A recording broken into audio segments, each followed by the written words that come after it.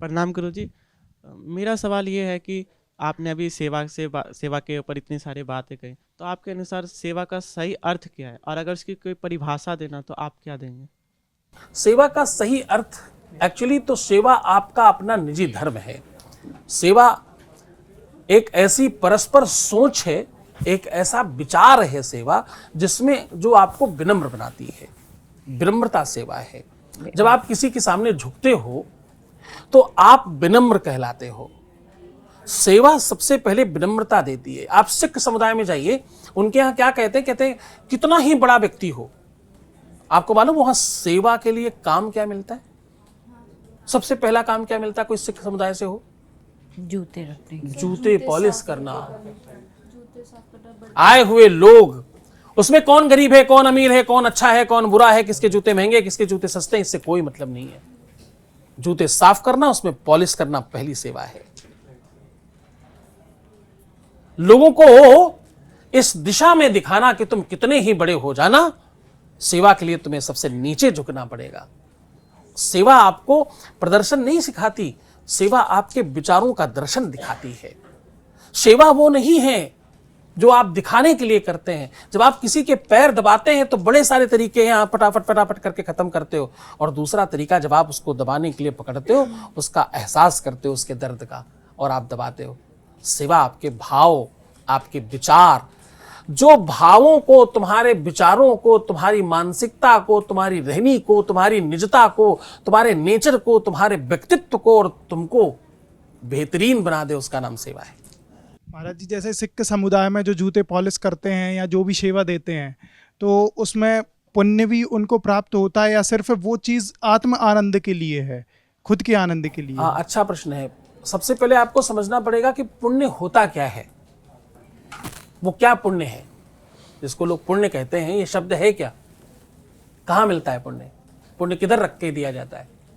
कौन से बैंक में जमा कर दिया जाता है? पुण्य है क्या? उसे कभी यूटिलाइज किया जाना हो तो कैसे करें? पुण्य, मान लीजिए हर चीज एक इन्वेंट्री है, तो पुण्य की इन्वेंट्री कहाँ है, और क्या मैं उसे अपने सुविधाजनक तरीके से इस्तेमाल कर सकता हूं? क्या मेरे पास जो भी है उसे मैं सुविधा के हिसाब से यूटिलाइज कर सकता हूं? क्या पुण्य ऐसी कोई व्यवस्था है कि जब मैं चाहूं तब यूज हो, जब मैं नहीं चाहूं रुका रहे, वहीं होल्ड रहे? नहीं, अब आज मुझे नहीं चाहिए, आज रोके रखो। पुण्य जो ये शब्द है, ये आपकी सबकॉन्शियस माइंड की शक्ति का नाम है। आप अपने आप को बनाने की दिशा में और बेहतरीन रंग रोगन करते हैं। घर और मकान में पेंट करना मकान का पुण्य है। क्या है? उसकी साफ सफाई करना पुण्य है मकान के लिए। तुम्हारे जीवन में जब तुम सेवा प्रकल्प करते हो, जब तुम कुछ ऐसा काम करते हो, जब ऐसी कोई भावना से संलग्न होते हो, तो आप अंतःकरण में स्वयं में उस विचार से जुड़ते हो, उस दिशा से जुड़ते हो। आप एक बात बताओ, 2 हाथ पैर वाला व्यक्ति अमीर है और 2 ही हाथ पैर वाला गरीब है, ये कैसे होता है? क्या कारण है? पढ़ा लिखा ही, बहुत पढ़ा लिखा व्यक्ति भी गरीब हो सकता है, और बिल्कुल पढ़ा लिखा व्यक्ति भी नहीं अमीर हो सकता है। ये क्या है? बस वो विचार, वो मानसिकता, वो सही समय का निर्णय लेने की क्षमता, वो तुम्हारे अंदर वाले जो बल्ब हैं वो सही समय पे जलते रहें, एक भी बल्ब फ्यूज नहीं होने पाए। आपको पता, वो बल्ब को दूसरा बल्ब ही रिपेयर करता है। परमात्मा ने क्या अरेंजमेंट किया है, आपके घर का बल्ब बुझ जाए तो आपको दूसरा लाकर लगाना पड़ेगा, अंदर बुझ जाए तो दूसरा बल्ब दूसरे बल्ब को ठीक कर देता है। वो जो बल्बों को ठीक करने की प्रतिक्रिया है, वो यही सब कुछ है। इसी से झटका लगता है, इसी से चटका लगता है, इसी से अंदर एनर्जी जाती है, और इसी से तुम जागृत हो जाते हो। वो जागृति ही पुण्य है। पुण्य वो एनर्जी है, वो लाइट है जो अंदर के बल्बों को जो फ्यूज हो चुके हैं उनको ठीक करती है जाकर, और वो सब विचारात्मक तरीके से होते हैं। आप कोई देश हित की बड़ी बात देखो कि तुम्हारे देश के साथ ये बुरा हुआ, ऐसा होना चाहिए, तो आप जागृत हो जाएंगे, आपके पूरे शरीर में करंट फैल जाएगा। कोई भी ऐसी चीज देख ले, पूरा शरीर एक्टिव हो जाता है उसको देखते ही। तो आप सोचिए, वो विचार आपके अंदर प्रवेश कर गया, तो वो पूरी तरह से अंदर प्रविष्ट कर गया, तो आप कर्म में लेकर के आ गए, तो पहले देखा, पहले सुना, फिर महसूस किया, फिर स्पर्श कर लिया, फिर करके देख लिया, तो 100% आपके विवेक ने मान लिया। लोकेशन, सिचुएशन सब चेंज हो गई अंदर, तो बल्ब सारे ही जल गए। यही पुण्य है। नमस्ते गुरुजी, मेरा सवाल ये है कि आज के समय में सेवा और समर्पण की आवश्यकता क्यों बढ़ गई है आपके हिसाब से? अच्छा, सेवा समर्पण की आवश्यकता नहीं बढ़ी है, सेवा समर्पण की दिशा में प्रचार बढ़ गया है। सेवा पहले ज्यादा होती थी, सेवा कम होती है, अब प्रचार ज्यादा हो रहा है। प्रचार और विचार ये दोनों अगर बराबर मात्रा में हो तो जीवन अच्छा चलता है। केवल प्रचार ही होगा, विचार होगा ही नहीं, तो इसका कोई लाभ नहीं है, इसका किसी तरह से कोई बेनिफिट नहीं है। दूसरा, इस प्रकार के किए हुए प्रचार से लोग कुछ ही क्षण के लिए प्रभावित होते हैं, लेकिन जो विचारों के साथ प्रचार किया जाता है उससे सदियों के लिए लोग प्रभावित होते हैं। जिस भी दिन किसी सेवा भावी की व्यवस्था इतनी विशाल और बड़ी हो जाएगी कि लोग देखकर, केवल रील में नहीं, जिस दिन नग्न आंखों से, अपनी खुली आंखों से, अपने ओपन आइज से जाकर के जब वो स्वयं प्रत्यक्ष रूप से देखेंगे, उस दिन वो सदी तक, कई सदियों तक, कई 100 सालों तक उस सेवा प्रकल्प का प्रभाव दिखता है। तो अभी बढ़ी नहीं है, उल्टा कम हो गई है और ज़्यादा करने की आवश्यकता है। सेवा की भावना पहले से 87-88% डाउन हो गई है। अब लोगों में सेवा की भावना नहीं है, सेवा नहीं करना चाहते। अब किसी भी तरह से कोई भी व्यक्ति किसी के लिए कुछ नहीं करना चाहता। अब वो भाव समाप्त हो गए हैं। किसी के सरदर्द पर कोई शीश पर आकर पीछे से हाथ रखकर सहलाना शुरू करे तो वो सेवा प्रकल्प दिखता था, वो प्रेम दिखता था, वो समाप्त हो गया है। क्या वो भाव जगाया भी जा सकता है? क्योंकि परिवार में इस तरह तो ये कोशिश शुरू से की जा सकती कि बच्चों के अंदर वो भाव हो। और सेवा की जहाँ तक बात है, क्या सेवा में हमेशा उसके पीछे दया, करुणा, दुख की भावना होनी चाहिए कि आप किसी को दुखी देख रहे हैं या किसी को दयनीय ही देख रहे हैं तब आप उसकी सेवा कर रहे हैं? किसी सक्षम की, समर्थ की सेवा भी संभव है क्या? मुझे लगता है कि सेवा वो प्रवाह है जो ये नहीं देखता कि वो किसके लिए है। सबसे पहली सेवा धर्मी कोई है तो उसका नाम है नदी। दूसरा कोई सेवा धर्मी है, उसका नाम है वृक्ष। सेवा स्वधर्म कहता है कि आप अपनी निजता से बहते हैं और उसमें सबको लाभ देते हैं। सेवा किसी व्यक्तित्व की मोहताज नहीं है, सेवा किसी व्यवस्था की मोहताज नहीं है। आप जब दया, करुणा और किसी को दीनहीन देखकर सेवा कर रहे हैं, ये सेवा नहीं है। इसमें तो तुम्हारा अभिमान है कि तुम उससे ज्यादा बड़े हो। इसमें तो कहीं ना कहीं तुम अपने को श्रेष्ठ बताने की कोशिश करते हो कि मेरे पास है, मैं दे रहा हूं इसको, इसके पास नहीं है। सेवा तो आपको छोटा बनाता है। किसी के पैर दबाना तुमको बड़ा कैसे बनाएगा? तुम ये सोच कैसे पाओगे कि मैं तो इससे बड़ा हूं, पैर दबा रहा हूं इसके पैर दबा देता हूं, चलो। ये भावनात्मकता, ये विचार, मैं कह रहा हूं सारा का सारा जो प्रकल्प है वो विचारों से शुरू होता है। विचारों में जब आपकी क्रांति आएगी, जब आप सोच पाएंगे इस प्रकार से, तो आप सेवा कर पाएंगे। सेवा भावनात्मक है। तो ये सेवा भाव जगाया जा सकता है? सेवा भाव जगाना ही चाहिए। अगर किसी को उन्नति करना हो, अब देखो इतर बात बता रहा हूं आपको, अगर किसी को उन्नति करना हो, किसी को बहुत धनवान होना हो, किसी को बहुत श्रेष्ठ होना हो, दुनिया में बड़ा नाम करना हो, किसी भी फील्ड में सफल होना हो, तो चाटुकारता बंद करो, लोगों के पीछे भागना बंद करो, इधर उधर के रिलेशन बनाने बंद करो, वो 3-5 करने बंद करो, एक ही काम करो। अपने जीवन में सेवा धर्म की स्वीकृति को बढ़ाओ, अपने को सबसे बड़ा सेवक बनाओ। इस दुनिया में जो सबसे बड़ा सेवक बना, उस दुनिया में सबसे ज्यादा उसका नाम हुआ। रामायण में एक पात्र ऐसा है जिसने बहुत ज्यादा काम नहीं किया, लेकिन सेवा करके उसने अपने आप को सर्वस्व बना लिया। सेवक का पहला धर्म क्या है? अपने आप को मिटाओ और अपने स्वामी के नाम में जोड़ दो। सब कुछ इनका है। सेवा धर्मी क्या कहता है कि मैं कुछ नहीं हूं। सेवा धर्मी का सबसे पहले कुछ समाप्त होता है, उसका नाम क्या है? मैं। उसमें मैं नहीं होता।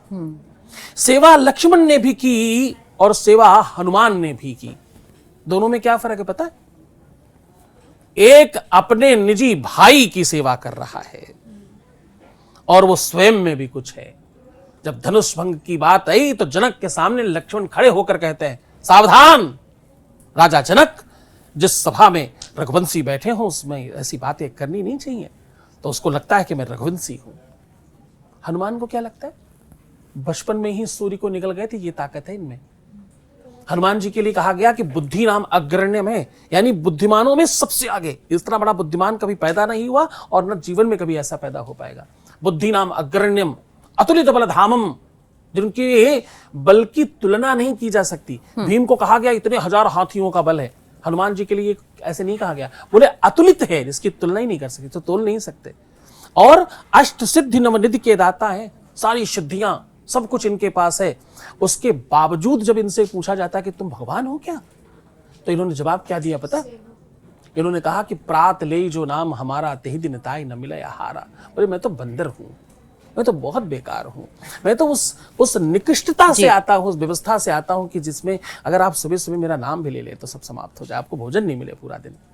सेवा भावी अपने लिए नहीं, अपने स्वामी जिसकी वो सेवा कर रहा है उसके लिए जीता है, चाहे उतनी देर ही सही, उतने क्षण ही सही। सेवा भावी बनकर आप हनुमान हो सकते हैं और दुनिया में सबसे बड़े हो सकते हैं। राम का मंदिर जहां होगा वहां हनुमान की का होना जरूरी है, लेकिन जहां हनुमान का मंदिर होगा वहां राम की भी जरूरत नहीं है। अगर तुम्हें दुनिया में सर्वश्रेष्ठ होना है, बहुत बड़ा होना है, तो सबसे पहला काम करना है क्या? सेवा। सेवा। हमारी परंपरा में कहते हैं दासत्व स्वीकार कर लीजिए, आप दास हो गए। जी। जितने महान संत हुए, भी तुम थोड़ी देर पहले आप पूछ रहे थे ना संतों के बारे में, संत सबसे बड़ा वही है जो अपने को सबसे छोटा समझता है। बड़ा समझने वाला संत बड़ा नहीं हो सकता। जिसने दास लगा लिया अपने आगे, तुलसीदास, कबीर दास, रविदास, मलूक दास, रहीम दास, हाँ, दासता स्वीकार करो तुम सबसे बड़े हो जाओगे, सेवा स्वीकार करो तुम सबसे महान हो जाओगे। आज के ज़माने में क्या आपको लगता है लोग इतने त्यागी रहे हैं? मुझे लगता है त्याग जो है वो धारणा के साथ साथ आजकल हो या कभी भी, मुझे लगता है त्याग तो बड़ा महत्वपूर्ण है। त्याग को लोग मजबूरी न समझें। वो हम लोग बचपन में पढ़ते थे ना, अंगूर खट्टे हैं, लोमड़ी को मिले नहीं तो बोले चाहिए ही नहीं। जो चीज तुम नहीं पा सकते हो, जो तुम नहीं पा रहे हो, अगर उसको त्याग की संज्ञा दोगे तो कहीं ना कहीं ये आपकी मूर्खता का दर्शन होगा और आप अज्ञानी हैं। मैं हमेशा कहता हूं मूर्खबनाओ.com के प्रोडक्ट नहीं लेने हम लोगों को। कौन सी वेबसाइट का प्रोडक्ट नहीं लेना है? मूर्खबनाओ.com की वस्तुएं हमें कभी भी परचेज नहीं करनी। किसी भी स्थिति में जो चीज हमसे नहीं हो पा रही है, हम उसको त्याग की संज्ञा में क्यों रखें? और हम लोग इन सब शब्दों से क्यों बचना नहीं चाहते कि हम हर बात को त्याग में डाल देते हैं। अरे हम गरीब हुए तो क्या हुआ, हम जैसे भी हैं हम संतुष्ट हैं, हमने त्याग रखा है अमीरी। अरे गरीब हुए तो क्या हुआ, गरीब हुए तो तमाम चीजें हुई। गरीब हुए तो आप दुनिया की बहुत सारी वस्तुओं से अनजान रह गए। गरीब हुए तो क्या हुआ, तुम्हारे माँ बाप, तुम्हारे आसपास के लोग, तुम्हारे चाहने वाले बहुत सारी सुविधाओं से वंचित रह गए। गरीब हुए तो क्या हुआ, तमाम तरीके की दुनिया नहीं आप देख पाए। गरीब हुए तो क्या हुआ, तमाम हजारों लाखों करोड़ों चीजें आपसे छूट गई, आप वहां तक नहीं पहुंच पाए। तो ये अज्ञानता है, ये त्याग नहीं है। ऐसे तमाम और त्याग हैं। हम पास नहीं हो पाए, हम अच्छा पढ़ नहीं पा रहे हैं, हम ये कर नहीं पा रहे हैं। आप अपनी नाकामी को त्याग में नहीं डाल सकते। नाकामी इज अ डिफरेंट पार्ट, त्याग इज अ डिफरेंट पार्ट। त्याग ये है कि है और नहीं चाहिए। नहीं हो करके जो चीज है ही नहीं, जो आपको मिल नहीं सकती, आप उसको अगर त्याग कहते हैं।